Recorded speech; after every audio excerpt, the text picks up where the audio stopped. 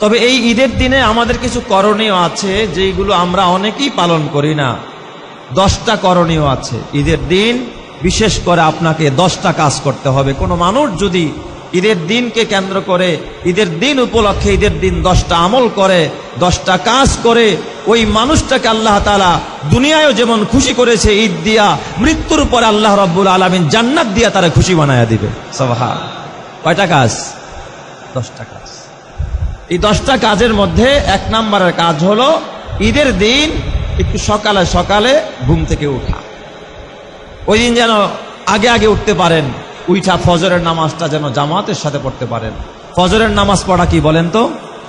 সবাই বলেন, ফজরের নামাজ পড়া কি? ঈদের নামাজ পড়া কি ওয়াজিব? কোনটার গুরুত্ব বেশি? ফজরের। অনেকে আছে ফজরের নামাজ পড়ে না, মাশাআল্লাহ, যায় নামাজ একটা কাঁধে নিয়া ঈদগাহে গিয়া প্রথম কাতারে যায় নামাজ বিছায়। আছে না নাই? এটা হলো লুঙ্গি খুলে পাগড়ি পরার মতো হালাত।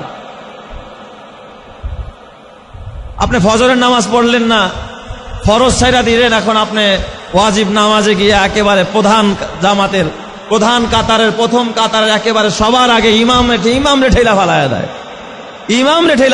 সে গিয়ে আগে দাঁড়াবে। আর এই জন্য ঈদের দিনের সর্বপ্রথম আমাদের করণীয় কি বলেন তো? একটু আগে আগে ঘুম থেকে উঠা। আগে আগে ঘুম থেকে উঠে ফজরের নামাজটা জামাতের সাথে আদায় করা। আল্লাহর রাসূল হাদিসে পাকের মধ্যে বলেন, মান সাল্লা সালাতাল ফজরি ফাহুয়া ফি জিম্মাতিল্লাহ। কেউ যদি জামাতের সাথে ফজরের নামাজ 2 রাকাত নামাজ আদায় করে, তার জিম্মাদারি আরশের মালিক আল্লাহ নিজের কুদরতি হাতে বহন করে। তার জিম্মাদারি গ্রহণ করেন কে? আল্লাহ।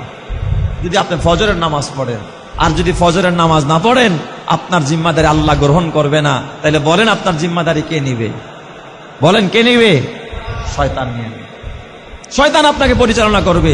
এই জন্যই তো যারা ফজর না পড়ে ঈদের নামাজ পড়তে যায়, সারাদিন আকাম কুকাম করে বেড়ায়। হ্যাঁ, সারাদিন আকাম কুকাম। কখনো জুয়ার কোর্ট, কখনো ক্লাব, কখনো নাইট ক্লাব, কখনো মদের আসর, কখনো নারীর আসর, কখনো গানের আড্ডা, বাজে আড্ডা, গুনাহের কাজে সময় নষ্ট করে। এমন কপাল পোড়া আমাদের সমাজে আছে না নাই?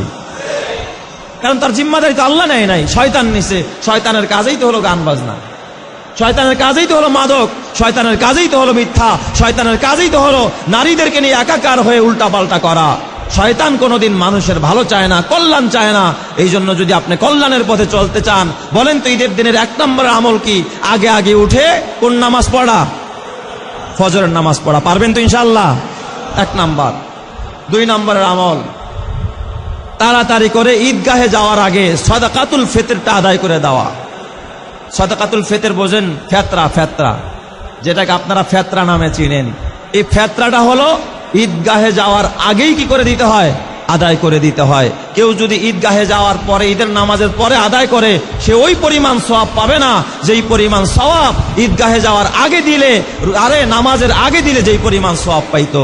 এই কারণ গরিবরা, এতিমরা, অসহায়রা এখান থেকে হয়তো বা তার ঈদের আনন্দটা একটু ভাগ করবে, তার পরিবারের জন্য একটু খাবারের ব্যবস্থা করবে, নিজের জীবন যাপনের জন্য, জীবন ধারণের জন্য একটু মেহনত করবে।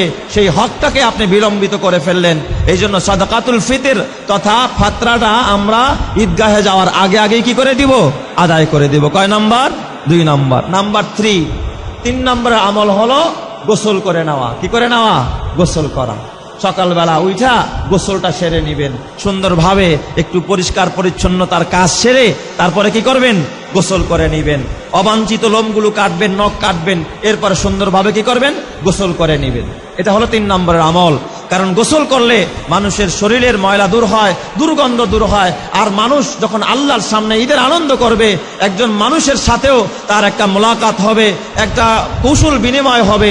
এই সময় যেন আপনার গা থেকে কেউ গন্ধ না পায়, এই নিয়তে যদি কেউ গোসল করে, এবং আমি আল্লাহর কদমে সেজদায় লুটিয়ে পড়ব, এই নিয়তে যদি কেউ গোসল করে, গোসল দ্বারা যেমন বাহ্যিক তার পবিত্রতা হাসিল হয়, অভ্যন্তরকে আল্লাহ তার আত্মাটাকেও পাক ও পবিত্র বানায় দেয়। সুবহান।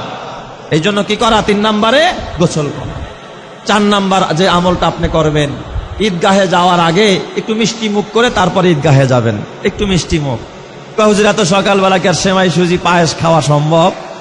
হাদিস শরীফের মধ্যে আসছে আল্লাহর নবীজি ঈদগাহে যাওয়ার আগে খেজুর খাইতেন, বেজর খেজুর। হয়তো একটা খাইতেন, নয়তো 3টা।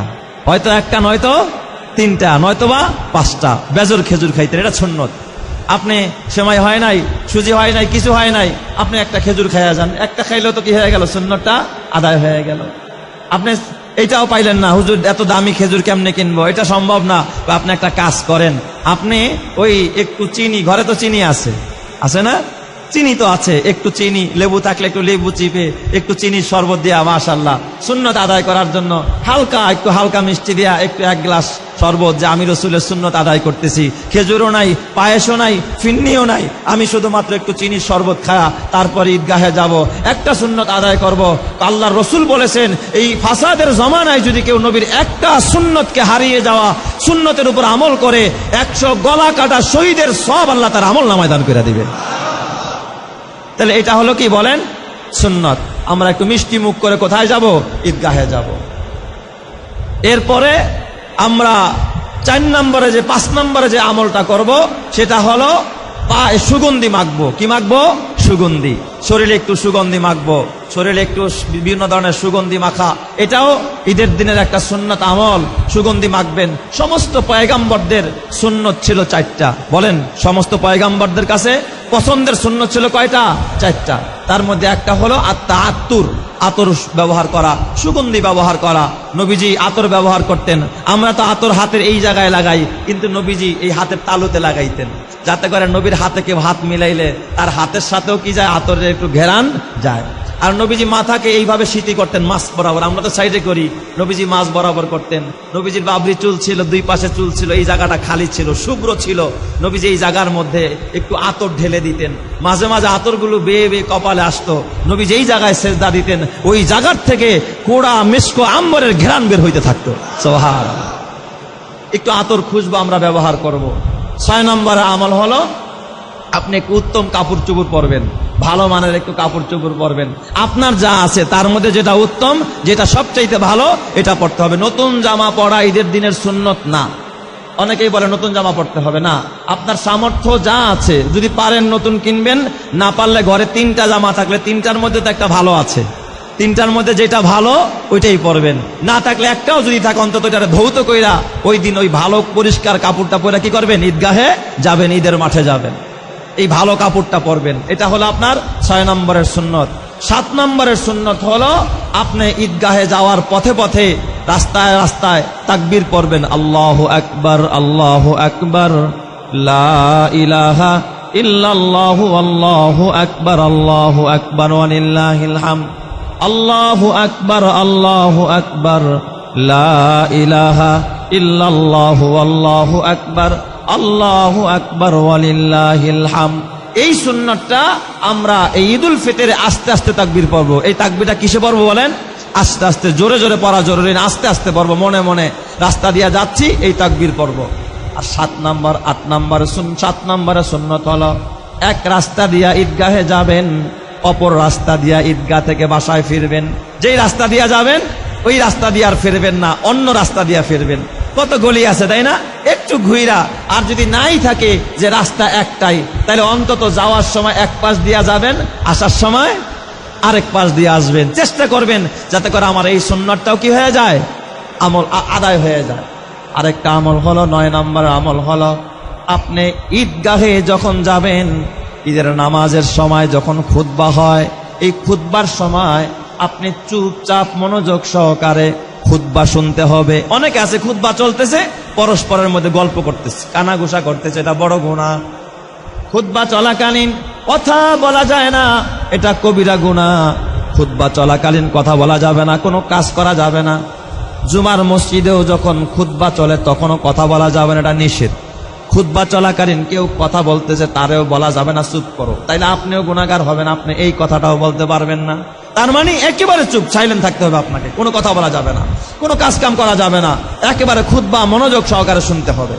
10 নম্বর আরেকটা আমল হলো, ঈদের জামাত যখন শেষ হয়ে যাবে, পরস্পরের মধ্যে একে অপরের সাথে কুশল বিনিময় করা, খুশির ভাগ দেওয়া, একে অপরের সাথে খুশি প্রকাশ করার একটা দোয়া পড়া, তাকাব্বালাল্লাহু মিন্না ওয়া মিনকুম, তাকাব্বালাল্লাহু মিন্না ওয়া মিনকুম। এর অর্থ হলো, আল্লাহ তুমি আমারটাও কবুল করো এবং তোমারটাও আল্লাহ তাআলা কবুল করুক। এর সাথে আরেকটু দোয়া বাড়তি আছে, সালিহাল আমাল, আল্লাহ যেন আমাদের সকল নেক কাজগুলো কবুল করে, তোমাদের সকল নেক কাজগুলো কবুল করে। এক ভাই যখন আরেক ভাইয়ের সাথে এইভাবে করে হাত মিলাবে, মুআনাকা করবে, আর এইভাবে যখন দোয়া করবে, তাকাব্বালাল্লাহু মিন্না ওয়া মিনকুম, আল্লাহ তাআলা তার সব আমল কবুল করবে, বদ আমল থেকে আল্লাহ হেফাজত করবে, গুনাহ মাফ করে আল্লাহ তাআলা জান্নাতের ঘোষণা দিয়ে দিবে। ঈদের দিনের বাবা, এই ক্ষেত্রে আরেকটা করণীয় হলো আমরা ঈদের জামাতটা যেন ঈদগাহে গিয়া পড়ি। ঈদের জামাত খোলা ময়দানে পড়া, এটাও নবীর সুন্নাত।